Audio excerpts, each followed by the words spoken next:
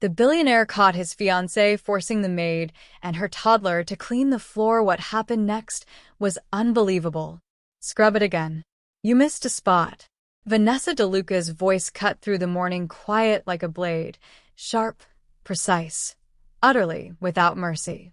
She stood at the entrance of the grand marble hallway, one manicured hand resting on her hip, the other wrapped around a crystal glass of freshly squeezed orange juice that Isabella had prepared for her 40 minutes ago. Her silk robe trailed behind her like the train of a queen's gown, and her eyes, cold as winter slate, were fixed on the small figure kneeling on the floor. Not Isabella. Clara.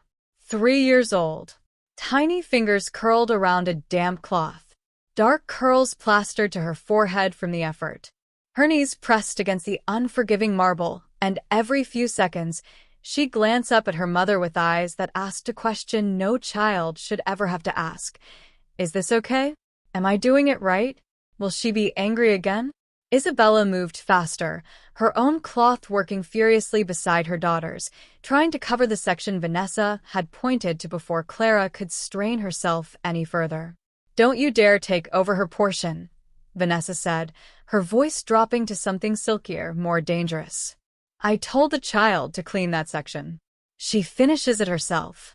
Ms. DeLuca, Isabella whispered, keeping her voice steady through sheer willpower. She's 3. Her hands are too small. Let me. Let you what? Vanessa crouched down, meeting Isabella's eyes with a smile that didn't reach anywhere near her soul. Let you coddle her? Let her grow up thinking the world owes her something? That's your problem, Isabella. You're raising a weak child. Consider this a lesson. For both of you. She straightened, took a long sip of her juice, and walked toward the window overlooking the sprawling garden below. Clara sniffled. She didn't cry. She'd learned quickly that crying made Miss Vanessa's voice get louder. But her bottom lip trembled, and her little shoulders shook in a way that broke Isabella's heart into pieces, so small she wasn't sure they'd ever come back together. Mama, Clara whispered, barely audible. I know, baby, Isabella breathed back, her voice a thread of warmth in the frozen hall. I know. Keep going. Almost done. This had been their life for 3 months, ever since Vanessa DeLuca had swept into Adrien Cole's mansion like a storm wearing designer perfume. Before Vanessa, Isabella had worked in this house for 2 years. Adrien had hired her when Clara was just 8 months old, a desperate young mother with good references and trembling hands at her job interview. He'd given her a small suite on the 3rd floor, a fair salary, and most unexpectedly, kindness. He'd never talked down to her, never made her feel invisible. When Clara had her first fever at 10 months old, Adrien had knocked on her door himself, holding a paper bag from the pharmacy. I didn't know what kind, he'd said awkwardly, holding out 3 different brands of infant fever reducer. I got all of them, just in case. That was the man Isabella worked for. But Vanessa had arrived, and the mansion had changed. The warmth bled out of it slowly, like color fading from a painting left in the sun. The other staff, the gardener, the chef, the housekeeper, all learned to make themselves scarce when Vanessa's heels clicked down the hallway. And Isabella, with a toddler who couldn't be made scarce, bore the worst of it. The request started small. Redo the flowers in the east parlor. The arrangement was wrong. Reprepare breakfast. The eggs were too soft. But then they grew uglier. Polish the silver again. Press my clothes a second time. Why is your child making noise near my sitting room? And then, this morning, Vanessa had appeared in the hallway, spotted a faint smudge on the marble floor near the foyer, and pointed at Clara with one long, lacquered fingernail. She made the mess. She cleans it up.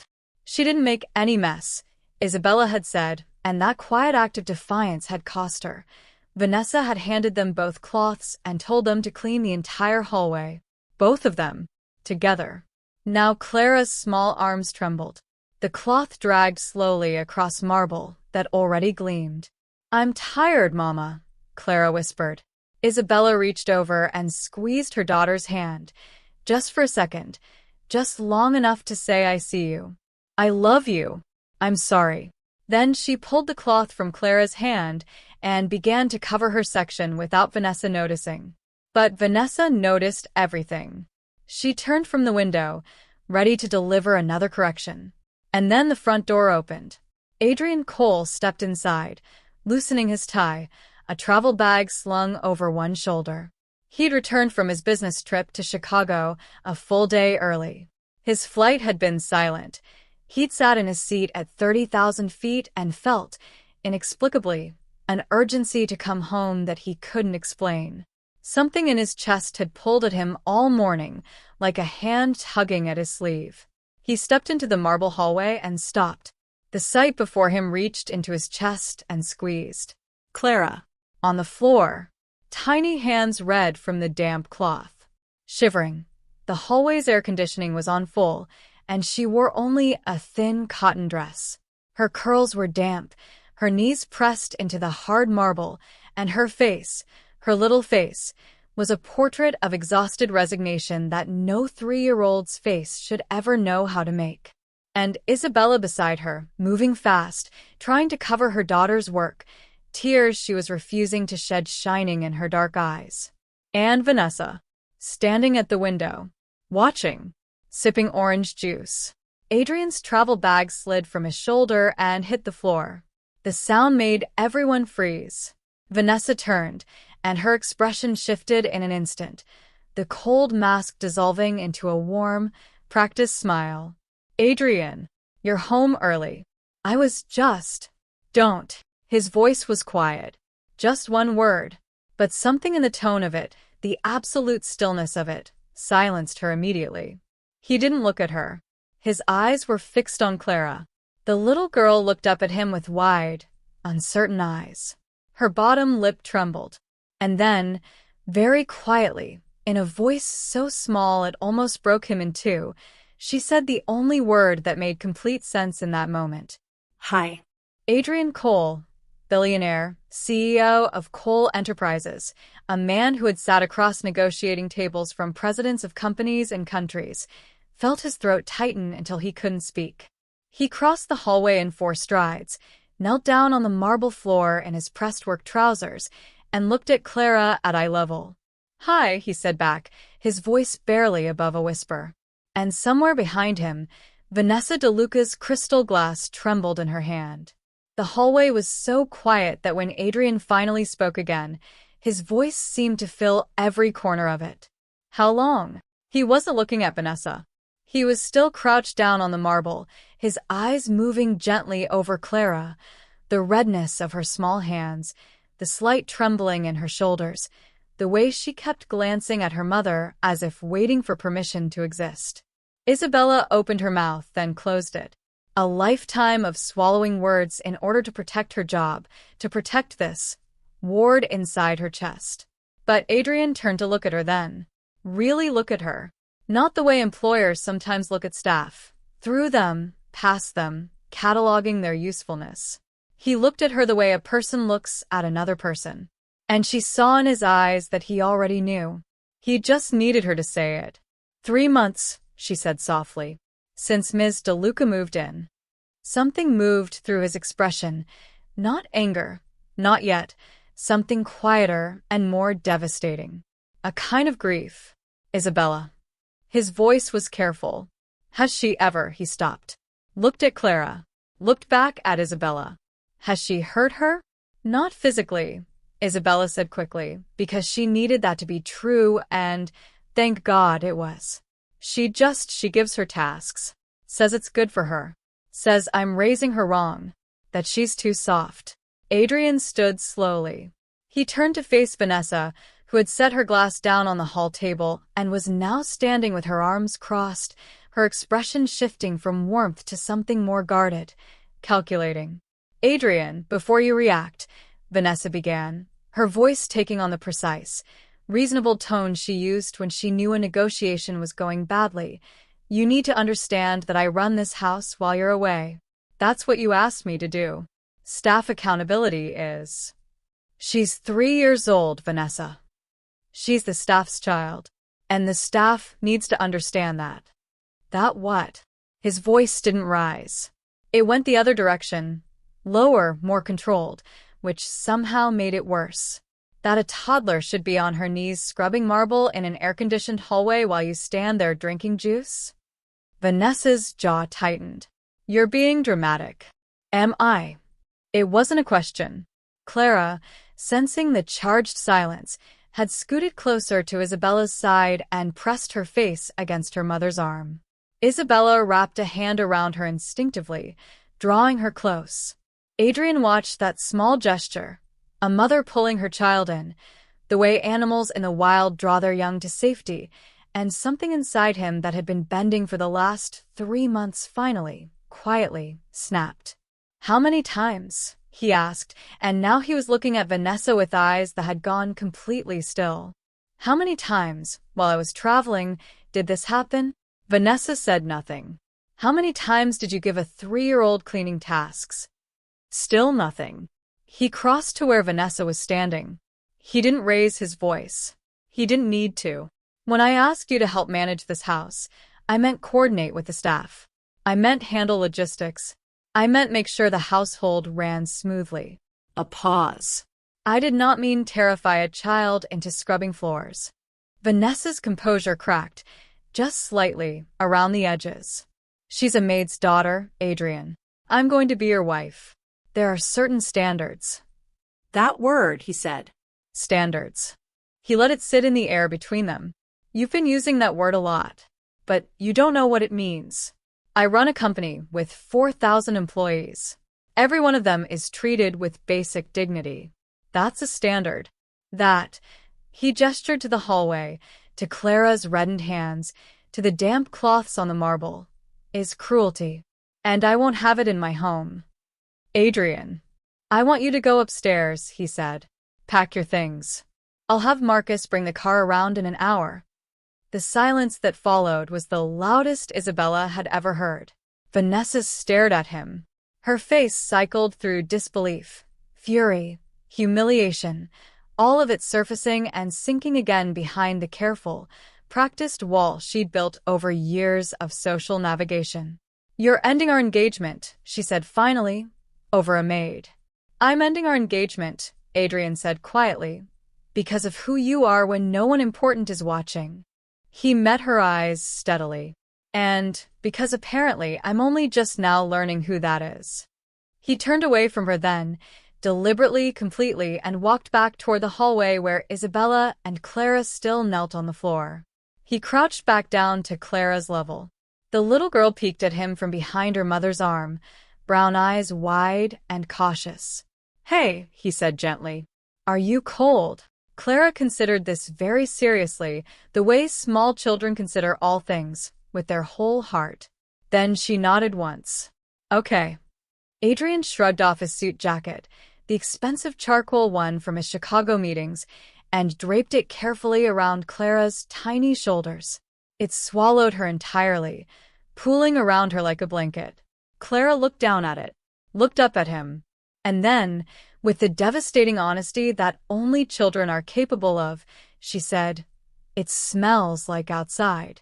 A sound escaped Adrien's chest that was almost a laugh. The first real one in months. It does, he agreed. I just got off a plane. Did you fly in the sky? Clara asked. I did. Her eyes went round. Did you see any clouds? A lot of them. Big ones. Clara seemed to consider whether this was adequate. Then she nodded approvingly and pulled the jacket tighter around herself. And Isabella, watching all of this, felt the first tear she'd been holding back for 3 months finally slip free and run silently down her cheek. Vanessa DeLuca left at 11:47 in the morning. She descended the main staircase with 2 suitcases and the posture of a woman performing dignity under fire, her expression locked into something just short of contempt. She didn't look at Isabella. She didn't look at Clara. As she passed through the foyer, she paused for exactly 3 seconds at the hallway mirror to check her hair, and then she was gone, the heavy front door closing behind her with a sound that was, somehow, both too loud and not loud enough. The mansion breathed. It was the only way Isabella could describe it. The whole house seemed to exhale, The way rooms do when a pressure that is built so gradually you stopped noticing it finally releases. The morning light, slanting in through the tall eastern windows, looked different. Softer. Like it had been let back in. Isabella stood in the kitchen, her hands wrapped around a mug of tea she hadn't drunk yet, watching Clara at the kitchen table.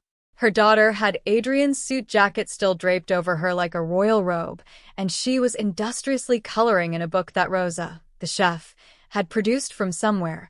Apparently Rosa kept an emergency coloring book and crayons in the kitchen pantry and had never once been asked to explain why. More blue, Clara informed Rosa seriously, holding up a half-finished drawing of what appeared to be a cloud. More blue coming right up, Rosa said, producing a crayon with the gravity of a surgeon handing over a scalpel. Isabella watched her daughter's small face, smooth with concentration, entirely unbothered, already healed in the way children heal when the threat simply leaves the room, and felt something complicated move through her chest. Relief so deep it ached. Guilt for the months she hadn't been able to fix it sooner. Gratitude she didn't have words for yet. Footsteps in the doorway. She turned. Adrien stood at the kitchen entrance, his tie fully removed now, the first 2 buttons of his shirt undone. He looked like a man who had just made several significant decisions in quick succession and was only now beginning to feel the weight of them. His eyes went to Clara first, checking automatically, and softened when he saw her bent cheerfully over her coloring book. Then he looked at Isabella. "Sit down," he said. "Please. You don't have to work right now." "Mr. Cole." "Adrien." He said it quietly but firmly. "I've told you before." She sat. He pulled out the chair across from her and sat too, and for a moment they were just 2 people at a kitchen table while the morning went on without them. "I owe you an apology," he said. Isabella blinked. "You just—" "3 months," he interrupted gently. "This went on for 3 months. I was away more than I was here, and I didn't ask the right questions, and I didn't notice what was happening in my own house to someone who works for me." He paused. "To someone's child." He shook his head slowly. "I'm sorry, Isabella. That's a failure on my part. A real one." Isabella stared at him. In 29 years of life, very few people with power over her had ever said those words to her and meant them. The combination was disorienting. "You didn't know," she said finally. "I should have paid better attention." A small silence settled between them, not uncomfortable, but real. The kind of silence that happens when 2 people are being honest with each other and giving that honesty room to land. "Is she all right?" he asked, nodding toward Clara. "Really all right?" Isabella watched her daughter select a new crayon, yellow, apparently, and begin attacking the sun in her drawing with great enthusiasm. "She's resilient," Isabella said. "Kids are. Especially when they have a safe place to come back to." She hesitated. "She always had our room. She always had me." She was scared of Ms. DeLuca, but she wasn't. She searched for the right word. She wasn't broken by it. You got here before it got that far. Adrien absorbed this.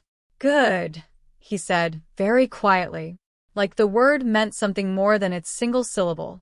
Then Clara looked up from her coloring book, crayon in hand, and spotted Adrien sitting at the table. Her face lit up. "You're still here," she announced, as if this were a remarkable and pleasing development. "I live here," he said. She considered this. "Oh." Then, apparently deciding this was acceptable. "Do you want to color?" Adrien looked down at the coloring book spread across the table, clouds and rainbows and a cheerful cartoon sun that was now aggressively yellow. "I'm not sure I'm very good at it," he said. "That's okay," Clara said generously, sliding the book toward him and offering a green crayon with the formality of someone bestowing an honor. "I'll show you." Rosa turned away to the stove, and Isabella was almost certain she saw the chef's shoulders shaking with suppressed laughter. Adrien took the green crayon. Isabella watched the CEO of Cole Enterprises, a man whose name appeared regularly in Forbes and the Wall Street Journal, carefully color inside the lines of a cartoon tree, while a 3-year-old supervised his technique with total seriousness. Better, Clara told him gravely. You have to press harder. Noted, he said. And Isabella laughed. It came out of her before she could catch it. Real, unguarded laughter, the kind she hadn't allowed herself in months. It filled the kitchen and startled Rosa and made Clara look up with a grin, not sure what was funny but delighted by it anyway. Adrien looked across the table at Isabella. And he smiled too. It was, she would think later, the first moment the mansion felt like somewhere anyone might want to call home. Spring arrived the way it always does in New England, reluctantly at first, then all at once, like someone finally committing to a decision they'd been putting off. The gardens around the Cole estate burst into color over the course of 2 weeks in April, and Clara discovered very quickly that she had opinions about flowers. Definitive, strongly held, non-negotiable opinions. That one's the best, she declared one afternoon, pointing at a cluster of yellow tulips near the garden's east wall. You said that about the red ones yesterday, Isabella pointed out. I changed my mind. Clara said this with the absolute confidence of someone who considers consistency optional and flexibility a strength. Marcus, the estate's driver and, it turned out, a man who had quietly despised Vanessa DeLuca for 11 straight weeks and was not shy about saying so now that she was gone, had taken to letting Clara help him with garden tasks on Saturday mornings. This mostly meant that Marcus did the garden tasks while Clara carried a child-sized watering can and offered encouragement. She's something else, Marcus told Isabella one Saturday morning, both of them watching Clara water a rose bush that was already perfectly hydrated. Never seen a kid take something so seriously. She takes everything seriously, Isabella said, including things that don't require it. Like what? Breakfast, Isabella said. She has a system. Life at the Cole estate had restructured itself around the absence of fear, and the restructuring was both quiet and enormous. The staff, Rosa, Marcus, Diane the housekeeper, and old Thomas who maintained the grounds, had all, individually, gone through a period of cautious adjustment in the weeks after Vanessa's departure. They'd spent 3 months walking carefully, speaking softly, disappearing efficiently. Old habits needed time to unlearn. But Clara didn't have old habits. She only had now. And now apparently meant that she had claimed Rosa's kitchen as a second home, that Marcus was teaching her the names of tools in the garage. She could correctly identify a wrench, a level, and, worryingly, a blowtorch, and that she had begun leaving small drawings outside everyone's door in the morning, the way other people leave newspapers. Adrien found a drawing of himself on his office door one Tuesday. He was depicted, generously, as a tall rectangle with yellow hair. He did not have yellow hair, and what appeared to be a cape. He kept it, taped it to the inside of his desk drawer where no one from his board would ever see it. The change in him was harder to name, but impossible to miss. He'd always been a fair employer, that was well established. But fairness had existed at a certain distance before. He'd been good without being present. Now he ate breakfast in the kitchen instead of the formal dining room. He asked Rosa about her sister's wedding and remembered to follow up. He learned that Marcus had a son starting college in the fall and quietly adjusted his salary without saying anything about why. And in the evenings, on the nights when he wasn't traveling, which were becoming more frequent, he had developed a habit of appearing in the kitchen doorway around the time Isabella was giving Clara dinner. He never invited himself in. He'd just appear, leaning against the doorframe, and within 4 seconds Clara would spot him and announce his arrival as if Isabella couldn't see him standing right there. Adrien's here, Mama. I see that, Bug. He can sit with us. That's Mr. Cole's decision. Adrien, Clara would say, pivoting immediately to the source. Sit with us. And he would. Every time. As if he'd been waiting to be asked. He ate Rosa's pasta with them and listened to Clara explain, at considerable length, the plot of a picture book she'd recently become obsessed with, a story about a small bear who builds a house for his friends. He asked clarifying questions. He took the narrative seriously. And Clara, who had very high standards for audience engagement, approved of him thoroughly. She talks about you, Isabella told him one evening, after Clara had gone to bed. They were sitting at the kitchen table, a habit that had developed without either of them formally deciding on it. Just 2 mugs of tea and the quiet of a house settling into night. Adrien looked up from his phone, where he'd been checking emails with gradually decreasing commitment. Does she? She told Rosa that you're her friend. Isabella smiled. Rosa told me, very proudly, as if she'd arranged it herself. Rosa takes credit for everything. She does, Isabella agreed. She's also usually right. He was quiet for a moment. Outside, the spring wind moved through the tulip beds Clara had been supervising all week, and the kitchen light was warm and amber and unhurried. Isabella, he said, his voice careful in the way it got when he was choosing words the same way Clara chose crayons, with full attention. I want you to know that you and Clara are, that this house is, he stopped. Tried again. You're not employees to me. I don't know how to say that without it sounding like something from a bad movie. Isabella felt heat rise in her face. You don't have to. I want to, he said quietly. I should have said it weeks ago. You don't have to earn your place here. You already have one. Both of you. The kitchen was very quiet. Okay, Isabella said after a moment. Her voice was not entirely steady. Okay, he agreed. And outside, the tulips, the yellow ones, currently the official best flowers, moved gently in the warm spring dark. There are things people don't tell you about billionaires. Not the things in magazine profiles or shareholders' letters or the glossy interviews where they discuss disruption and legacy. The other things. The private architecture of their loneliness. Adrien Cole had grown up in this house. Not this specific mansion, he'd bought it at 32, but in houses like this. Large, expensive, impeccably maintained houses where everything worked perfectly and nothing felt particularly warm. His father had been a man of considerable achievement and very few afternoons. His mother had loved him deeply from behind a wall of anxiety and social performance that he'd only understood as an adult. He'd had every material thing. He'd had almost no one who sat with him at a kitchen table and just stayed. He'd built Cole Enterprises from a mid-sized family holdings company into something that appeared regularly in national publications. He'd done it through work and instinct and a quality his COO called relentlessness and he privately called not knowing how to stop. He'd dated women who moved in his circles, who understood the schedule and the travel and the particular demands of a life lived at altitude. He'd gotten engaged to Vanessa because she was sharp and capable and seemed to require very little from him emotionally, and he had mistaken that for compatibility. He understood his mistake now. He understood it clearly, sitting on the back porch of his estate on a Sunday morning in May, watching Clara chase a butterfly across the garden with an expression of absolute, consuming determination. What he'd wanted all along, what he'd built around the outside of his life without ever building the center, was this. Noise that wasn't a meeting. Presence that wasn't performance. Someone who asked him if he'd seen any clouds. She's going to catch it, he said.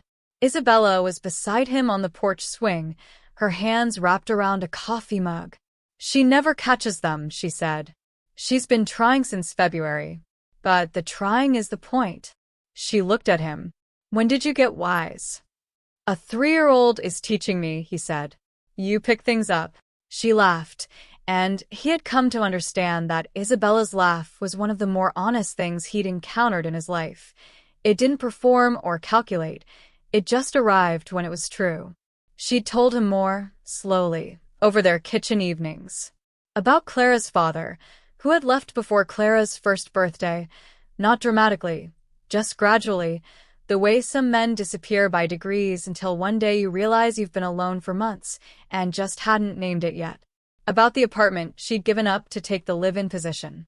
About her mother in Hartford who video called every Sunday and cried a little every time she saw Clara's face because she missed them and was proud and sad at the same time in the way only mothers are. He'd listened. He'd asked questions. He hadn't tried to fix anything, which was difficult for him. Fixing was instinct, but he'd been learning that sometimes presence was the point. He'd told her things too. More than he'd expected. About his father's silences. About the particular loneliness of a full calendar.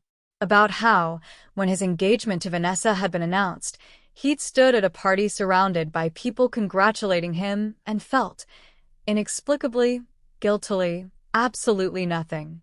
"I thought it was me," he'd said, that night in the kitchen. "I thought I'd just burned out the part that feels things." Isabella had looked at him over her mug. "That part was working fine," she'd said quietly. "I saw your face when you walked in and found Clara on the floor."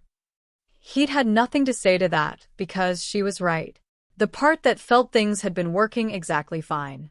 It just needed the right thing in front of it. Now he watched Clara abandon the butterfly with gracious dignity. She had a policy of walking away first and turn her attention to a row of yellow tulips that she clearly felt needed inspecting. "Adrien," Isabella said. "Yeah." "Can I ask you something?" "Always." She was quiet for a moment, looking out at the garden. "What happens next? For us, I mean, here." She paused. "I just want to know what to expect. For her sake. I'm used to things changing. I just need to know if—" "You're not going anywhere," he said. He turned to look at her directly. "Neither is she. I want you to know that." A beat. "I want this, all of this, to stay exactly as it is. More, if possible." Isabella held his eyes for a moment. Reading him, the way she'd gotten careful at reading people, the way women who have been let down learn to look past words to what's underneath them. Whatever she found, she seemed to trust it. "Okay," she said. Second time she'd given him that answer. It was becoming their word, he realized, simple and solid and load-bearing. Across the garden, Clara had found a stick and was using it to examine the tulip beds with scientific rigor. "She's going to have opinions about the summer flowers," Isabella said. "She already does," he said. "She told Marcus on Thursday." Isabella closed her eyes, smiling. Of course she did.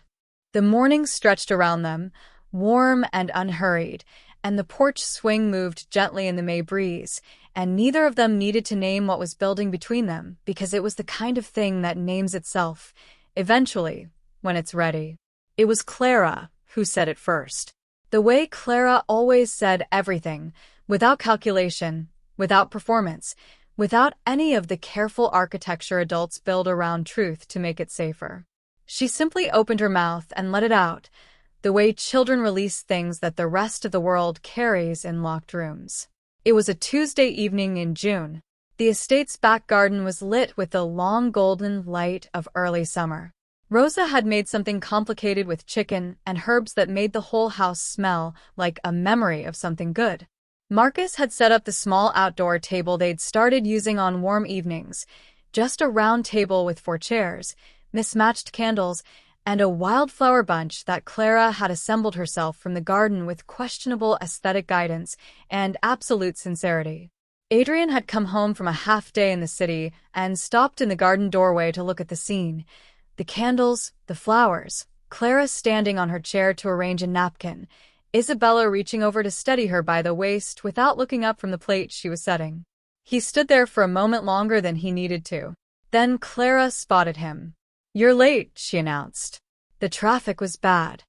"Okay," she said, deciding immediately to forgive him. "Sit down." "Mama made the chicken." "Rosa made the chicken," Isabella said. "Mama helped Rosa make the chicken," Clara amended, in the tone of someone maintaining the historical record. He sat. The evening began.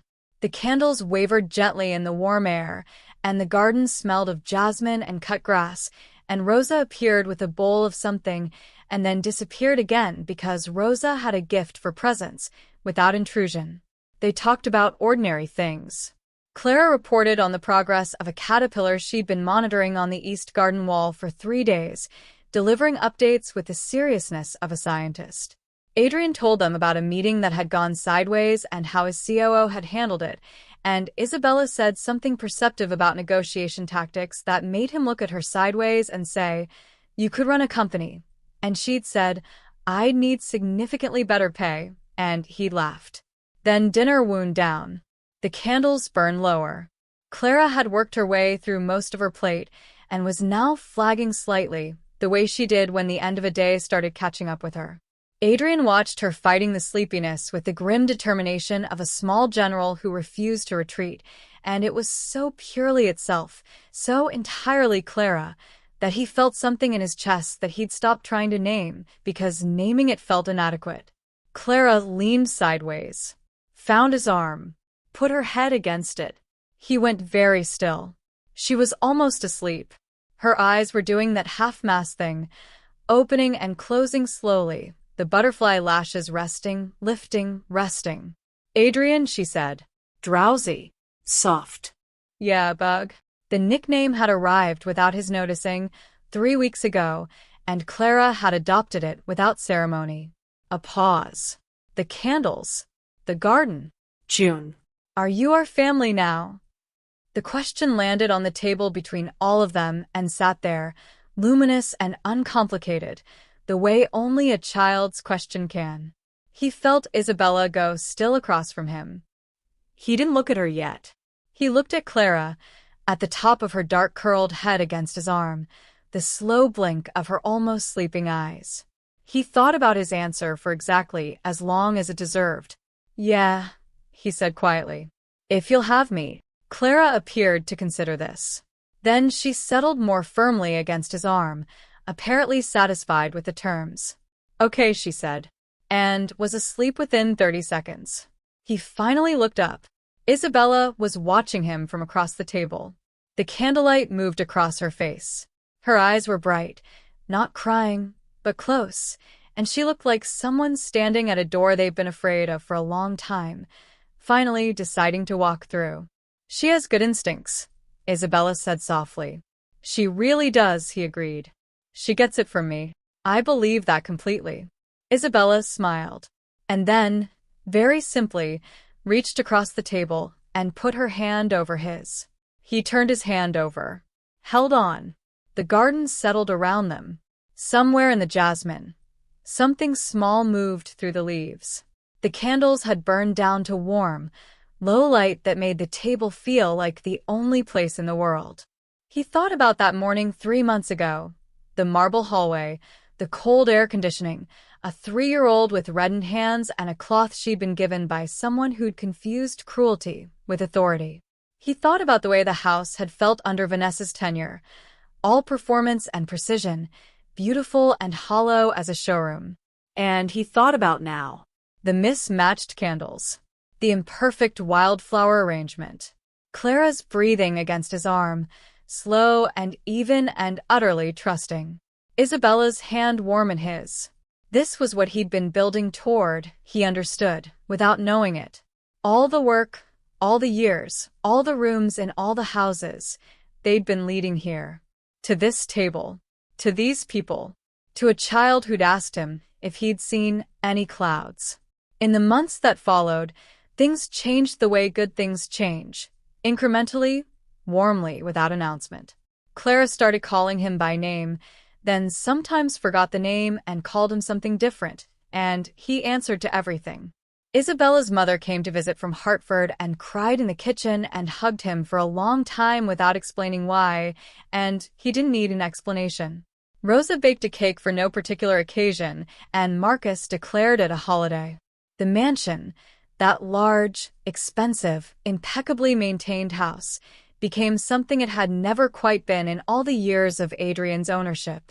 It became loud, and imperfect, and warm. It became home. And the yellow tulips, Clara's official favorites, pending further review, bloomed again the following spring, taller than before. As if they, too, had been waiting for this all along. The end.